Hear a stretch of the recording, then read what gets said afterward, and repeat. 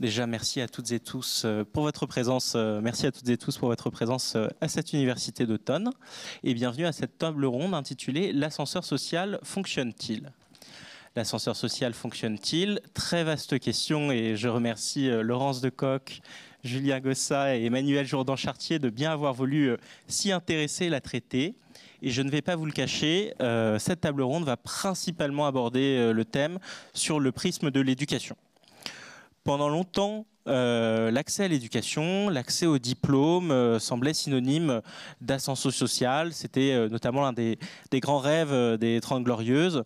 Il s'agissait aussi, si on retombe sur des fondements plus anciens, d'une des grandes promesses républicaines annoncées dès 1789. C'était aussi une revendication pendant longtemps du mouvement ouvrier de pouvoir avoir l'émancipation par l'éducation. Et la LDH de son côté y a aussi pris sa part dès sa fondation et notamment via la présidence de Ferdinand Buisson.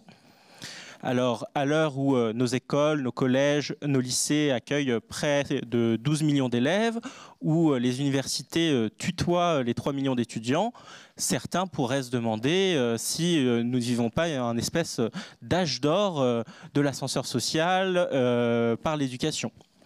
Et pourtant, au quotidien, lorsque vous allumez vos télévisions, vos postes de radio, on voit surtout nos enseignants qui sont bousculés dans un métier qui est rendu difficile. On voit des universités qui manquent du budget, qui sont toutes aujourd'hui en déficit et qui seront d'ailleurs mobilisées dès la semaine prochaine sur le sujet.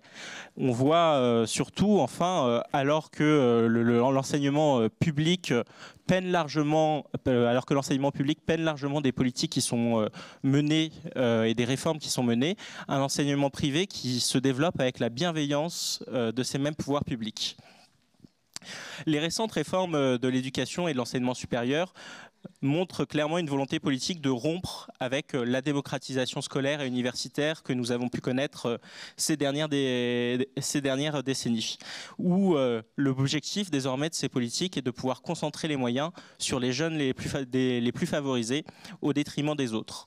Signe concret de cette politique, pour la première fois sur l'année 2022-2023, le nombre d'étudiants a baissé, le nombre de bacheliers lui aussi se réduit et on voit bien la pente qui est en train de prendre cet accès à l'éducation, alors même que la démographie devrait plutôt amener à une augmentation de ses effectifs. Alors comment expliquer cette situation ?